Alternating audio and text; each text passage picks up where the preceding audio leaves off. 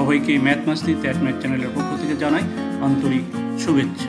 আমরা খুব আনন্দের সাথে জানাচ্ছি যে এই চ্যানেল ত্রিপুরা ট্যাট 1 এবং ট্যাট 2 অঙ্কের উপর ফ্রি কোর্স এবং পেইড কোর্সের লিঙ্ক ভিডিওর ডেসক্রিপশনে দিয়ে দিয়েছি। তোমরা তোমাদের সুবিধা মতো লিঙ্ক সিলেক্ট করে স্টাডি করতে পারো। আজকের এই ভিডিওতে ত্রিপুরা ট্যাট 1 অঙ্কের উপর 5টি খুব ইম্পর্টেন্ট প্রশ্নের সমাধান তোমাদের সামনে তুলে ধরছি। একজন অসৎ দুধ ব্যবসায়ী কি করলো, 30 টাকা লিটার হিসেবে দুধ কিনে তার মধ্যে 5/1 অংশ জল মেশান এবং মিশ্রিত দুধ 32 টাকা লিটার হিসেবে বিক্রি করে, তবে তার শতকরা লাভ কত হবে? মোস্ট ইম্পর্টেন্ট কোয়েশ্চেন, নতুন টাইপের কোয়েশ্চেনগুলির মধ্যে এটা খুবই ইম্পর্টেন্ট কোয়েশ্চেন। একজন অসৎ দুধ ব্যবসায়ী কি করলো, 30 টাকা লিটার হিসেবে দুধ কিনে তার মধ্যে 5/1 অংশ জল মিশান।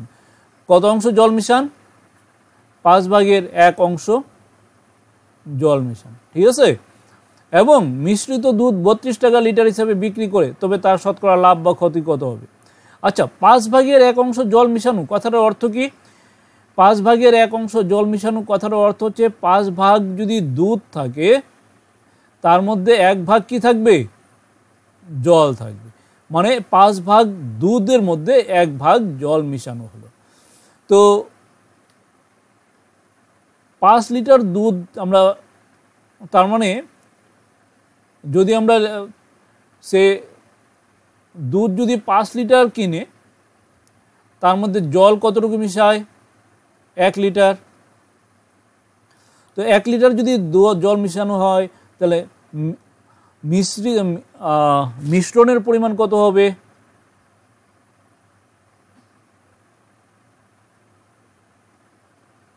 মিশ্রণের পরিমাণ দাঁড়াবে 5 + 1 6। অ্যাট ফার্স্ট আমার এই জায়গাটা তোমাদের ক্লিয়ার কিনা? এই জায়গাটা যদি ক্লিয়ার হয় আমি পরের পার্টে যাব। বলছে কি, একজন দুধ ব্যবসায়ী, অসৎ দুধ ব্যবসায়ী 30 টাকা লিটার হিসেবে দুধ কিনে তার মধ্যে 5/1 অংশ জল মিশান। 5/1 অংশ জল মিশান মানে 5 ভাগ দুধ থাকলে 1 ভাগ জল থাকবে। তার মানে 5 লিটার দুধ থাকলে 1 লিটার জল থাকবে।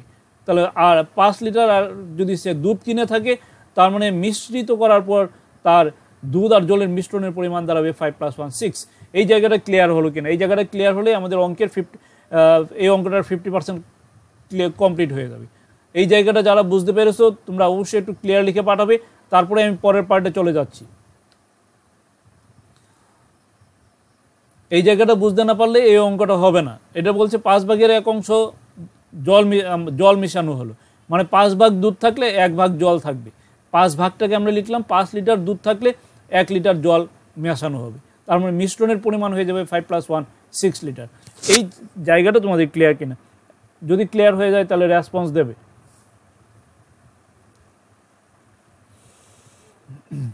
কি এই জায়গাটা বুঝতে পারছো না তোমরা? আর কি ব্যাপার? অভয় ক্লিয়ার? অন্যদের কি? একজন অসৎ দুধ ব্যবসায়ী 30 টাকা লিটার হিসেবে দুধ কিনে তার মধ্যে 5/1 অংশ, 5/1 অংশ মানে 1/5 অংশ জল মিশান।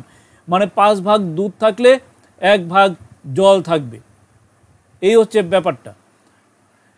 তো দুধ 5 লিটার, জল 1 লিটার, বিচিত্র ক্লিয়ার, ভেরি গুড। তাহলে মিশ্রণের পরিমাণ দাঁড়ালো 5 + 1 6 লিটার। আমি এতটুকু নিয়ে এই কাজটা করব। এবার 30 টাকা লিটার হিসাবে দুধ কিনে, 30 টাকা লিটার হিসাবে দুধ কিনে তার মানে 5 লিটার, তাহলে তার ক্রয় মূল্য কত হবে?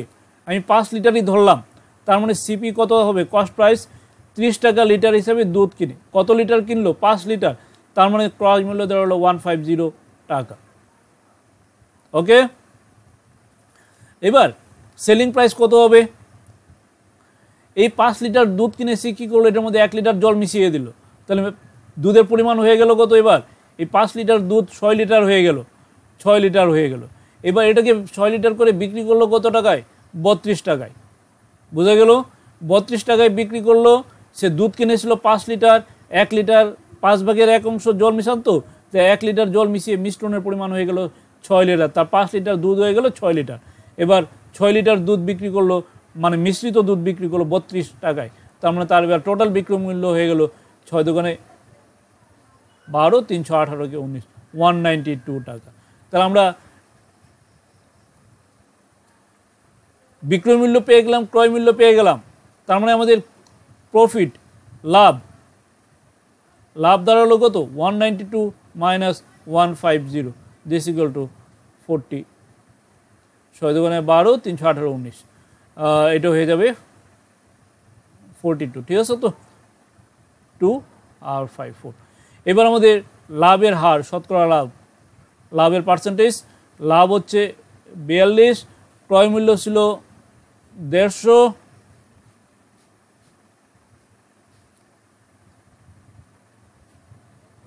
ইন্টু ভুল বোঝাচ্ছি কেন 150 ইন্টু 100%। এবার এটাকে যদি আমরা 0 0 ক্যান্সেল করে দিই আর 15 5 দিয়ে 3 5 15 5 দুগুণে 10 3 14 42 দিস ইকুয়াল টু 14 28 তাহলে শতকরা লাভ হচ্ছে 28%। এই হচ্ছে এই প্রশ্নের আনসার। কোয়েশ্চেন নম্বর 11 বলছে কি একটি রেলগাড়ি সমুখ গতিতে 110 মিটার লম্বা একটি প্ল্যাটফর্মকে 110 মিটার লম্বা একটি প্ল্যাটফর্মকে 10 সেকেন্ডে অতিক্রম করে এবং একটি টেলিফোনের খুঁটিকে 5 সেকেন্ডে অতিক্রম করে, তবে রেলগাড়ির গতিবেগ কত? এই প্রশ্নটা এসেছিল ট্যাট 1 2018 সনে 2019 সনে ট্যাট 1-এ সেট করা ছিল।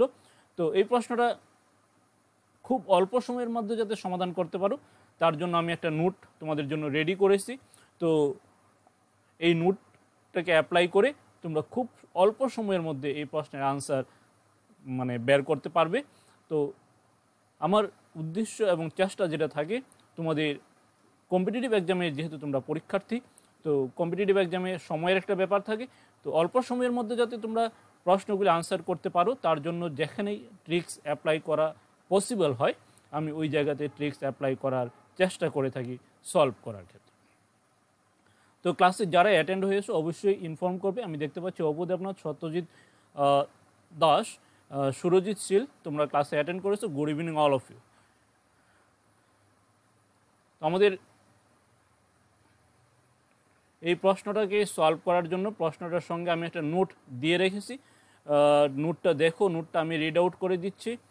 আর নোটটা এই প্রশ্নটাকে সলভ করার জন্য যারা অঙ্ক জানো না, টাইম অ্যান্ড ডিস্টেন্স সম্পর্কে যাদের ন্যূনতম নলেজ নেই তারাও এই প্রশ্নের সমাধান করতে পারবে। নোটটা আমি দিয়ে দিচ্ছি, নোটটা তোমরা কপি করে নেবে, ঠিক আছে? নোটটা আমি কিভাবে তৈরি করলাম দেখো। একটি ট্রেন এ এবং বি দৈর্ঘ্যের দুটি বস্তুকে যথাক্রমে এক্স এবং ওয়াই সময়ে অতিক্রম করলে ট্রেনটির গতিবেগ হবে এ বি এর মধ্যে পার্থক্য কোনটা বড়, কোনটা এ আর বি কোনটা বড় কোনটা ছোট আমরা জানি না, এই কারণে আমাদের উপরে হবে এ এবং বি এর মধ্যে পার্থক্য আর নিচে হচ্ছে এক্স এবং ওয়াই, এই যে দুটো সময় তাদের মধ্যে পার্থক্য। এইটাকে যদি এ বি এর মধ্যে পার্থক্যকে এক্স ওয়াই এর পার্থক্য দ্বারা যদি ভাগ করে দাও তাহলে ট্রেনের গতিবেগ চলে আসবে। তার মানে এই প্রশ্নটা সলভ করার জন্য, প্রশ্নটা যতটুকু ক্রিটিক্যাল, এটাকে সলভ করার জন্য অঙ্কের ন্যূনতম জ্ঞান যদি থাকে, মিনিমাম নলেজ যদি থাকে, তাহলে এই প্রশ্নের আনসার করতে পারবে। আবারও বলছি, একটি নোটটাকে আমি তোমাদের জন্য যেটা রেডি করে দিয়েছি, এটা বলছে একটা ট্রেন এ এবং বি দৈর্ঘ্যের দুটি বস্তুকে, একটা বস্তুর দৈর্ঘ্য হচ্ছে এ, অপর একটা বস্তুর দৈর্ঘ্য হচ্ছে বি, এই দুটো দৈর্ঘ্যকে যদি ট্রেনটা এক্স এবং ওয়াই সময়ে অতিক্রম করে, প্রথম এ দৈর্ঘ্যের বস্তুটাকে এক্স সময়ে অতিক্রম করে আর বি দৈর্ঘ্যের বস্তুটাকে ওয়াই সময়ে যদি অতিক্রম করে, তবে ট্রেনের গতিবেগ হবে এ এবং বি এর মধ্যে পার্থক্য ডিভাইডেড বাই এক্স এবং ওয়াই এর মধ্যে পার্থক্য। এ এবং বি হচ্ছে দৈর্ঘ্য দুটোর মধ্যে পার্থক্য আর এক্স এবং ওয়াই হচ্ছে সময় দুটোর মধ্যে পার্থক্য। এবার এখানে একটা জিনিস আমাদের লক্ষণীয় ব্যাপার, যেটা হচ্ছে আমরা গতদিন করেছিলাম যে একটা রেলগাড়ি যদি কোনো একটা ট্রেন যদি একটি গাছকে বা একটি খুঁটিকে বা এরকম কোনো কিছুকে, একটা লাইট পোস্টকে যদি অতিক্রম করে, তখন আমরা বলছিলাম যে ট্রেনটির কোন দূরত্ব অতিক্রম করতে হবে, তার নিজের দৈর্ঘ্যের সমান দূরত্ব অতিক্রম করতে হবে। আরেকটা কথা বলেছিলাম যে একটা ট্রেন যদি ধরো এটা হচ্ছে এর দৈর্ঘ্যের ট্রেন, এটা যদি একটা বি দৈর্ঘ্যের প্ল্যাটফর্মকে অতিক্রম করতে হয়, বি দৈর্ঘ্যের প্ল্যাটফর্মকে যদি অতিক্রম করতে হয়, তাহলে এ দৈর্ঘ্যের ট্রেনটা বি দৈর্ঘ্যের প্ল্যাটফর্মটাকে যদি অতিক্রম করতে হয়, তাহলে ট্রেনের অতিক্রান্ত দূরত্ব অতিক্রম করতে হবে এ প্লাস বি। তো এখানে এ প্লাস বি হলো না কেন, প্রশ্নটা আসে না? তো এই ক্ষেত্রে আমরা কি করি, এই কথাটা একটু মন দিয়ে শুনবে। এখানে আমরা কি করি, যে যে কোনো একটা ট্রেন যদি একটা খুঁটি অথবা একটা লাইট পোস্ট অথবা একটা ব্যক্তিকে অতিক্রম করি, তাহলে ওই যে ট্রেন, লাইট পোস্ট বা খুঁটি বা ব্যক্তির যে দৈর্ঘ্য, এটাকে আমরা 0 ধরে নেই। ঠিক আছে, 0 ধরাতে আমাদের এখানে এ প্লাস বিটা এ প্লাস 0 হয়ে যায়। এই কনসেপ্টটা আমরা এখন এই ফর নোটের মধ্যে কাজে লাগাবো। নোটের মধ্যে কি কাজে লাগাবো, একটা ট্রেন এ এবং বি দৈর্ঘ্যের দুটি বস্তুকে। এবার দেখো, একটি রেলগাড়ির সমগতিতে 110 মিটার লম্বা একটি প্ল্যাটফর্মকে 10 সেকেন্ডে এবং একটি টেলিফোন খুঁটিকে, তাহলে টেলিফোন খুঁটিকে 5 সেকেন্ডে, তাহলে টেলিফোন খুঁটির যে মানে ইয়েটা মানে রেলগাড়ি 110 মিটার লম্বা একটি প্ল্যাটফর্মের দৈর্ঘ্য হচ্ছে 110 মিটার, তার মানে এ হচ্ছে 110, আর বি, এখানে বি কি আসবে, বি হচ্ছে একটা লাইট পোস্টকে অতিক্রম করে, তার মানে আমরা বলছিলাম যে লাইট পোস্ট খুঁটি এই ধরনের যদি অতিক্রম করে সেক্ষেত্রে বি হয়ে যাবে, তার দৈর্ঘ্য হবে 0। তার মানে আমাদের এখানে রেলগাড়ি সমগতিতে যখন 110 মিটার লম্বা একটি প্ল্যাটফর্মকে অতিক্রম করতে 10 সেকেন্ড সময় লাগে, টেলিফোন খুঁটির ক্ষেত্রে আমরা বলছিলাম তার দৈর্ঘ্যটাকে আমরা 0 ধরে নেই। এই কারণে আমাদের এ প্লাস বি এর জায়গাতে শুধুমাত্র একটা খুঁটিকে যখন একটা ট্রেন অতিক্রম করে তার নিজের দৈর্ঘ্যটাকে অতিক্রম করে, বি এর দৈর্ঘ্যটা আমরা এখানে কনসিডার করি না। খুঁটির যে দৈর্ঘ্য বলতে খুঁটির চওড়াটা, এটাকে আমরা কনসিডার করি না। এক্ষেত্রে আমরা বি ইকুয়াল টু 0 ধরে নিই। এই কারণে এই ক্ষেত্রে আমার গতিবেগ, এই নোটটাকে যদি আমরা অ্যাপ্লাই করি, তাহলে আমার ট্রেনের গতিবেগ যেটা চলে আসবে, ট্রেনটির গতিবেগ চলে আসবে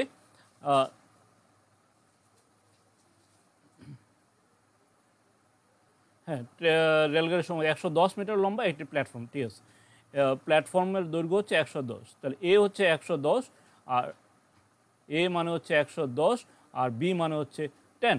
তার মানে এ আর বি এর মধ্যে ডিফারেন্স যেটা চলে আসবে, এটা আসবে 110 মাইনাস 0, 110 মাইনাস 0।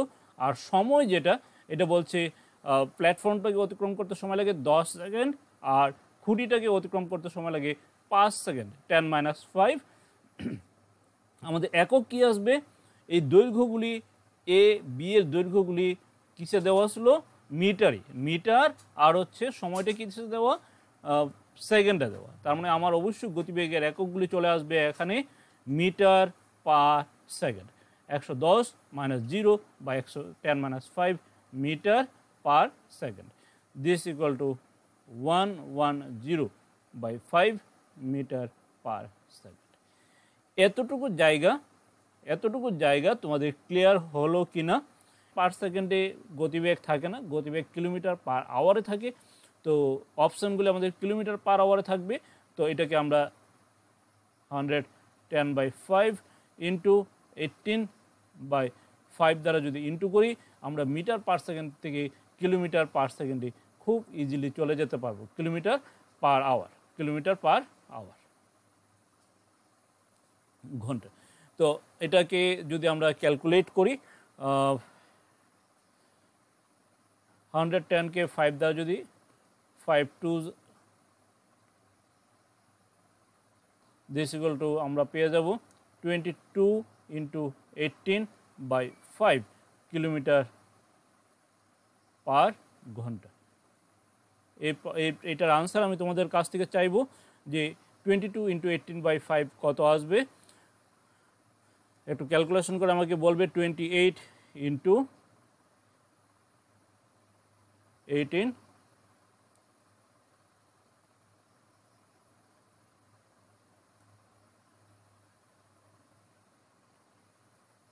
ডিভাইডেড বাই 5, এটা চলে আসবে 79.2। তো এটার আনসার চলে আসবে 79.2 কিলোমিটার পার ঘন্টা। তাহলে এই অঙ্ক নাম্বার 15 বলছে এই তথ্যগুলির সংখ্যাগরিষ্ঠ মান 57 হলে নিচের কোন সম্পর্কটি সত্যি হবে? x = 20, y = 20, x = 20, y = 57, x = 57, y = 57, x = 57, y = 20। এই যে তথ্যগুলো এগুলোর মধ্যে একটা ছিল x, একটা y। এই তথ্যগুলির সংখ্যাগরিষ্ঠ মান যদি 57 হয় তাহলে নিচের কোনটি সত্য হবে? সুস্মিতা পালের কাছ থেকে আমি আনসার পেয়ে গেছি। যেহেতু সংখ্যাগরিষ্ঠ মান 57, তার মানে আমার 57 ম্যাক্সিমাম টাইমস হতে হবে। এখানে আছে 57 একটা, 57 দুটো, আর রিপিটেড আছে কিনা আমাদের 44 এর জন্য আমরা দেখছি 44 ও দুটো, 50 ও দুটো। তার মানে আমার যেহেতু 57 হবে সংখ্যাগরিষ্ঠ মান, তার মানে 57 ম্যাক্সিমাম টাইমস হতে হবে। তার মানে x 57, y 57 যদি হয়, তার মানে আমার 57 ম্যাক্সিমাম টাইমস হয়ে যাবে। তখন আমাদের সংখ্যাগরিষ্ঠ মান হবে 57। তার মানে এই প্রশ্নের সঠিক উত্তর দাঁড়াবে অপশন সি। প্রশ্নটা বলছি 1000, 1000 এবং 2000 এর মধ্যবর্তী একটি সংখ্যা কি?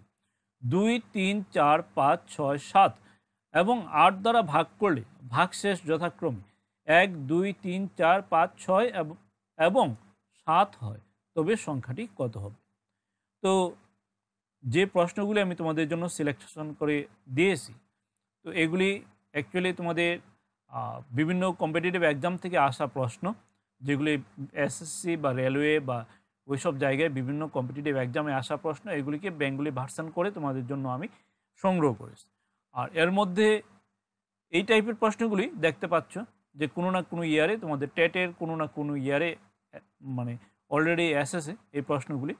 তো তোমাদের টেটের যে বিভিন্ন ইয়ার কোয়েকশন, যেটা এগুলি চ্যাপ্টার ওয়াইজ ইয়ার কোয়েকশন সলিউশন, তোমরা আমার ক্লাসের মধ্যেই এই যে বিভিন্ন ধরনের প্রশ্ন আমি কালেকশন করেছি, এই প্রশ্নগুলির মধ্যেই তোমাদের চ্যাপ্টার ওয়াইজ ইয়ার কোয়েকশন কিন্তু আমরা অলরেডি সলভ হয়ে যাচ্ছে।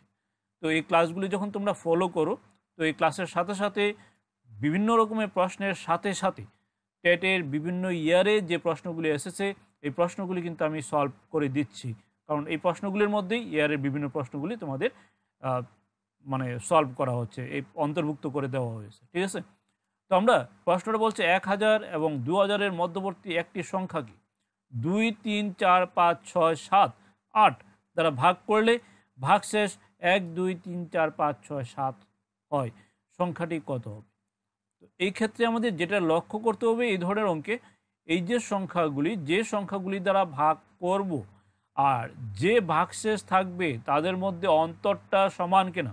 অন্তর মানে হচ্ছে ডিফারেন্স মানে হচ্ছে বিয়োগফল। তাহলে প্রথম কি দিয়ে ভাগ করলাম? 2 দিয়ে। ভাগশেষ কি পেলাম? -1 ইকুয়াল টু 1। তারপরে কত দিয়ে ভাগ করলাম? 3 দিয়ে। ভাগশেষ কত? 2, তার মানে হচ্ছে 3 - 2 ইকুয়াল টু 1। তারপরে কত দিয়ে ভাগ করা হলো? 4 দিয়ে। ভাগশেষ কত? 3, তার মানে হচ্ছে 4 - 3 ইকুয়াল টু 1। তাহলে এইভাবে তুমি করতে থাকো। প্রতি ক্ষেত্রে দেখবে, প্রতিটা ক্ষেত্রে ভাজক মাইনাস ভাগশেষ। ভাজক মানে হচ্ছে যে সংখ্যা দিয়ে ভাগ করলাম, আর ভাগশেষ এটা ধ্রুবক। যদি এই ধরনের যদি ধ্রুবক হয়, মানে ধ্রুবক মানে কনস্ট্যান্ট মানে সমান, আমাদের এখানে আমরা কত পেলাম? 1। প্রতি ক্ষেত্রে যদি সমান হয়, ভাজক মাইনাস ভাগশেষ যদি সমান থাকে, প্রতি ক্ষেত্রে যদি ভাজক মাইনাস ভাগশেষ ধ্রুবক বলতে পারো বা সমান বলতে পারো। আচ্ছা, আমি ধ্রুবক না লিখে তোমাদের জন্য আমি ম্যাথামেটিক্যাল টার্মটা ইউজ করলাম না। প্রতি ক্ষেত্রে যদি ভাজক মাইনাস ভাগশেষ যদি সমান হয়, সমান শব্দটা ইউজ করলাম, তাহলে প্রতি ক্ষেত্রে দেখা যাচ্ছে আমাদের ভাজক মাইনাস ভাগশেষ 1 1 1 চলে এলো। তো এই ধরনের ক্ষেত্রে তোমাদের আমি অঙ্কটাকে কয়েকটা স্টেপে করাবো। ফার্স্ট স্টেপ আমাদের কি করতে হবে? ভাজকগুলির লসাগু বের করব। ভাজকের আমরা স্টেপ 1-এ ভাজকের লসাগু। ভাজকের লসাগু বের করার উদ্দেশ্য হচ্ছে আমাদের 1000 এবং 2000 এর মধ্যবর্তী 2, 3, 4, 5, 6, 7, 8 দ্বারা বিভাজ্য সংখ্যা বের করা। কথা বুঝতে পারছো যে আমরা প্রথম স্টেপে কি করব? এই ধরনের অঙ্কে ভাজকের লসাগু করার উদ্দেশ্য কি? উদ্দেশ্য হচ্ছে আমরা 1000 এবং 2000 মধ্যে 1000 এবং 2000 মধ্যে এমন একটা সংখ্যা বের করতে চাই যেটা আমাদের 2 3 4 5 6 7 8 দ্বারা বিভাজ্য। 1000 এবং 2000 মধ্যে 2 3 4 5 6 7 8 মানে যেগুলি ভাজকগুলি দ্বারা বিভাজ্য সংখ্যাটা বের করতে চাই। তো এই ধরনের অঙ্কের নিয়ম হচ্ছে কি 2 3 4 5 6 7 8 দ্বারা বিভাজ্য সংখ্যা দ্বারা বিভাজ্য মানে কি তাদের লসাগু দ্বারা বিভাজ্য হতে হবে। এই কারণে আমরা 2 3 4 5 6 7 8 এর লসাগু বের করব। তো ভাজকের লসাগু এটা হচ্ছে আমাদের স্টেপ 1। তাহলে ভাজকগুলি কি কি আমাদের 2 3 4 5 6 7 8। তোমাদের কাছ থেকে আমি এই প্রশ্নের 2 3 4 5 6 7 8 2 3 4 5 6 7 8 এর লসাগুটা জানতে চাইব। 2 3 4 5 6 7 8। তো 2 3 4 5 6 7 8 এই প্রশ্নের আনসার খুব সম্ভবত আনসার বিশ্বজিৎ নম তুমি সেন্ড করেছো। তো আমি চাইবো যে তোমাদের কাছ থেকে যে জিনিসটা চাইবো 2 3 4 5 6 7 8 এর লসাগুটা কত হবে। কারণ আমার একটা দুর্বলতা যেটা হচ্ছে আমি ক্যালকুলেশনে খুব সিলি মিস্টেক করি, যেটা হচ্ছে ক্যালকুলেশনে আমি প্রচণ্ড মিস্টেক করি। এই কারণে তোমাদের কাছ থেকে আমি এই প্রশ্নের 2 3 4 5 6 এর লসাগুটা চাইবো। ঠিক আছে, অলরেডি তোমাদের কাছ থেকে 840 চলে এসেছে। তো 2 দিয়ে যদি ভাগ করি 1 3 2 5 3 7 4, আবার 2 দিয়ে যাবে 1 3 2 কে 1 5 3 7 2। তো এই সংখ্যাগুলিকে যদি আমরা ইনটু করি আর আরেকবার যাবে 3 দিয়ে 3 1 1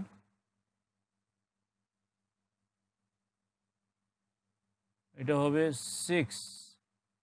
দেখছো এই ভুলগুলি আমার হবেই একটা স্টেপ থেকে আরেকটা স্টেপে।